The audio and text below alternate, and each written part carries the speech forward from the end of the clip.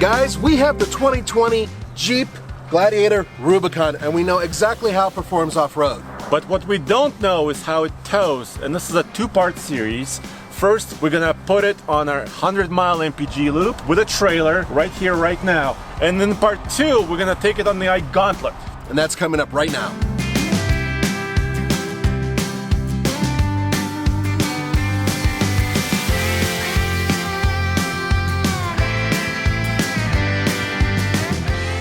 Ooh, yeah, what's under there?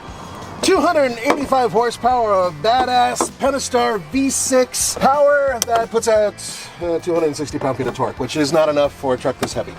No, and it has an 8-speed automatic in this case. This is a heavier version of the vehicle because it does have all of the off-road goodies from the Rubicon as well, so a lot of weight that you're pulling around.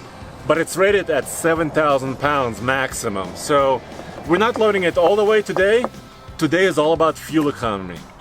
As always, this towing video is brought to you guys by our friends at Transwest. Check them out using the link below for your truck, trailer, and RV needs. And let me show you inside the trailer. For this particular run, we're using the weight of, about 4,300 pounds, because it's kind of a typical weight for a trailer for a mid-sized truck. We have no load here today. When we do the Gauntlet, we're gonna max that out. We're gonna load it up to 7,000 pounds. But today, it's all about getting the fuel efficiency on the flat highway.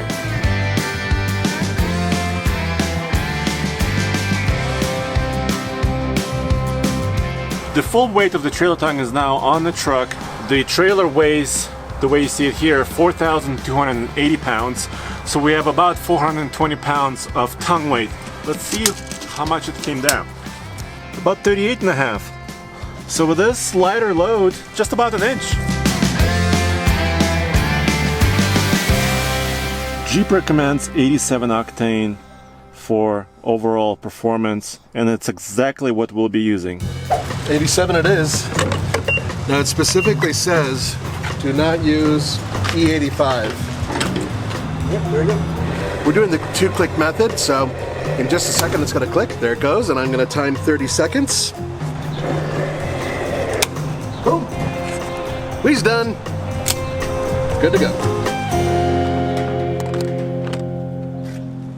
So we're gonna find out how quick the Jeep Gladiator is accelerating onto the highway. And a rule of thumb, if it's like a 9 second 0 to 60, right? Mm-hmm. And with a trailer, it should be about double that. About 18 seconds or so. Yeah, so let's see how it goes. Okay, so you guys get to monitor this at home. Yeah, check it out on the screen. Here we go.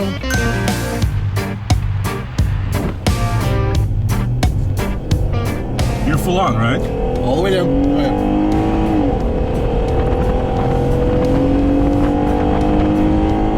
You know what? This thing pulls pretty good. You know, it's the gearing.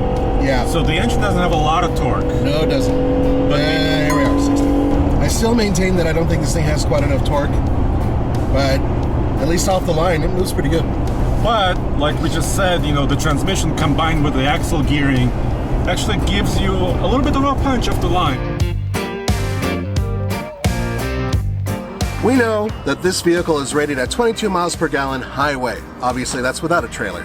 So we're about to find out what it gets with a trailer. It's not going to be close.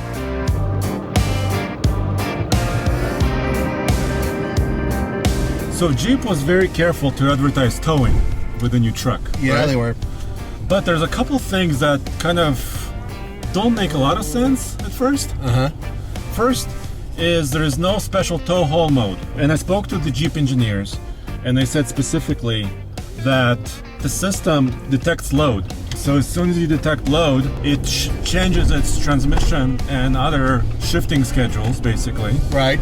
And adjusts to the weight you're towing. What's the second thing? No standard trailer brake controller. Right, the truck goes on sale in May, right? Which is basically now. And it launches without a trailer brake controller when you get the towing package. It's coming later. It's coming, and they officially told us that because we did put a story out there on it. Yeah, I know it looks like a Wrangler in the front, but it's actually a truck. It has a unique frame. unique suspension in the back. The Rubicon axles are actually a little bit wider than the regular Gladiator axle, and that's to handle more payload and more towing capability. And this is exactly what we're testing today. It has some of the shared components down here for the 5-link system, suspension system in the back that's shared with the Ram 1500 truck. So it wants to be a truck, and we're finally testing it as a truck with a trailer.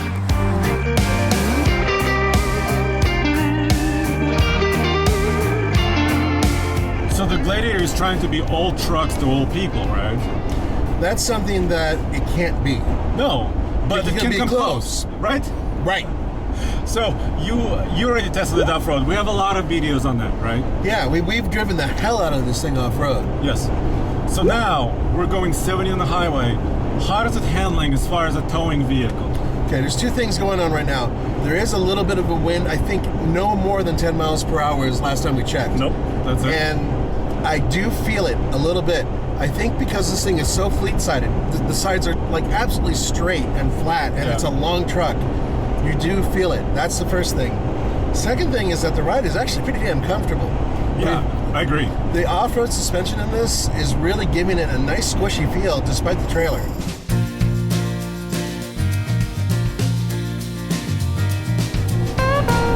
All right, we're getting close to a point where we do our sound check, but it's usually just a level piece of highway, which we do it in the same place for every truck we test here. So let's come up to the space and measure the sound. Sounds good.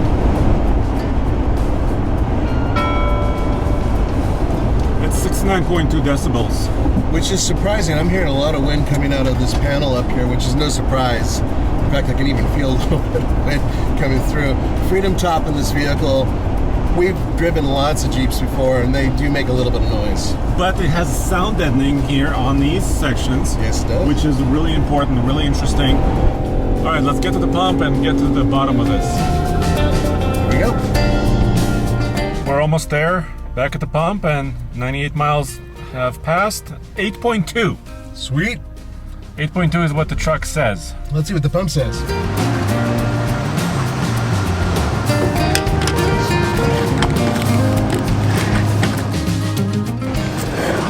Nope, that's it.